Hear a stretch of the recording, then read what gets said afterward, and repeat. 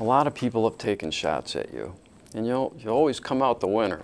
I mean, how do you do that? Well, people take shots at people in many cases because they're jealous.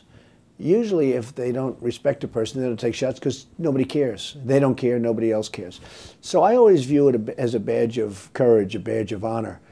But I get shots, I get great raves and great everything, but I also get shots taken at me. I mean, in many cases unnecessarily, and in some cases I deserve to have those shots taken. Well, I noticed you got pretty thick skin. Rosie O'Donnell's a good example. Has anybody ever really pissed you off or got you really angry? Well, Rosie O'Donnell never angered me, but nobody ever hit her back. She's a bully. She's a slob. And nobody ever hit her back. You know, she'd hit Tom Selleck, she'd hit Kelly Ripa, she'd hit other people, she'd say nasty things, and they wouldn't fight back. And I never understood that, but that was it. And then when I gave our Miss USA winner, Tara Conner, a second chance, she was having drug and alcohol problems, to put it mildly, and I gave her a second chance. They were going to take her crown away. It would have been a very devastating thing. Then she would have really had drug and alcohol problems. I gave her a second chance. And Rosie O'Donnell in The View went crazy that I gave, who is he to give her a second chance? I don't even know her. I mean, although she did come to one of my weddings, if you want to know the truth. So I actually know her a little bit. But she's a disgusting human being. So instead of taking it, I hit her back very hard. And I explained to the world that she's not very smart, that she's a disgusting person, a terrible human being, and a bully. And nobody ever did that. I guarantee you, Rosie O'Donnell wished that she never attacked me. Other people she attacks and they don't do anything. With me, if somebody attacks me, I hit back. And I tell that to people. I mean, hit back. Hey, we're here for a certain period of time. Hit back, it's more fun. How's the economy impacting the gaming industries? I've heard all sorts of numbers bantered around with break-evens and, you know, occupancy for the hotels. Well, generally, the gaming industry is doing very poorly. If you look at the gaming industry, Las Vegas is doing poorly, Atlantic City is doing poorly. Generally, casinos are not doing well. Many of them are in bankruptcy. A lot of companies, I think, will be going into bankruptcy. The economy and the travel and all of the other things that go have really hit the gaming industry as hard as anybody. The New York real estate market, I think, has been doing really well.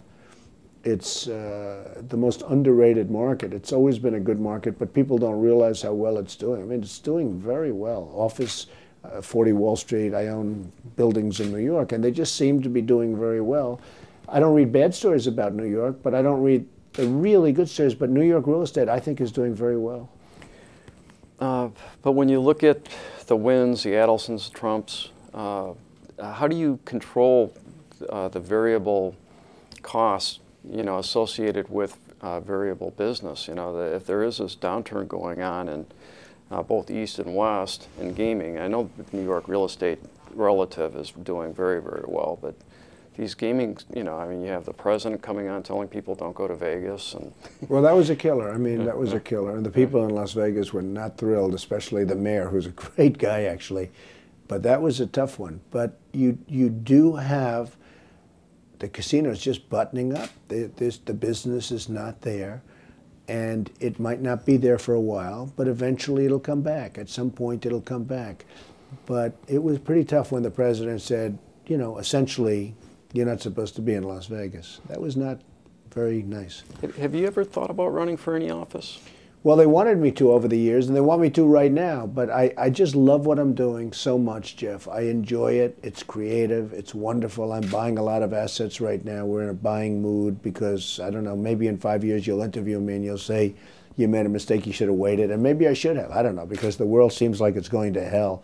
You look at Europe, you look at everything that's happening. It really does seem bad. But we have just opened up and we're starting to buy right now, so we'll see if I'm right. I may be early. What do you think the changes to the capital gains laws are going to have on developers? Well, it won't be a positive, certainly. Anytime you raise taxes, it's never a positive. And so the changes to the capital gains and other taxes will certainly not be a positive. When you said that they want you to run, was that for New York? Or? Well, a lot of people want me to run for different offices. Yeah, for New York, but they also want me to run for something else. But a lot of people want me to run for office, and I just like what I'm doing. Do you ever, you know, things have gotten a lot more conservative with valuations and certified valuations. Do you think they've overreacted have they become too conservative in the valuation process with real estate? Well, I think mark to market has been a very bad thing for the banks, because I'm not sure it's real, where you have to mark every month, you know, what a building is worth. It's not the way it works. You know, you have an asset and it doesn't just go on a quick monthly basis or a yearly basis even. And had mark to market not been in effect, you may not have had the problems that you had with the world, with the Lehman Brothers and the Bear Stearns and all of the problems that were so devastating that hopefully we won't have again. And most people thought we wouldn't have them again, but now you see what's happening currently, and who knows what's going to go, because now it's no longer the companies, it's the countries. That's even worse when you think about it. And then when you have the psychology of what's going on in the Gulf and the psychology of what's going on at other locations and other places, when you see what's going on with Greece, where they have to raise taxes, and yet the people in Greece are rioting in the streets, and then you say, well, are the people in Germany going to handle the fact that the people in Greece don't want to do this? And, you know, where does it all end? And then you'll take a place like California, which is a total mess, and you'll see what happens. I mean, Governor Schwarzenegger is... I can't think he's happy with the job he's done.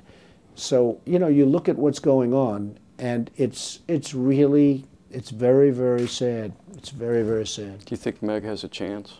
I think Meg would have a chance. She's a great business person. She did a great job with her company, and I hope people really understand that. You know, most people don't know who she is, although her advertising has been massive in California. I think she would have certainly a chance, yes. She's running against somebody who's very formidable. You know, Jerry Brown, if she gets the nomination, Jerry Brown is a very underrated guy. He's smart, he's cunning, he's been around a long time, and these are cunning people. But it's going to be interesting to see, if she wins the primary, how she does against Jerry Brown.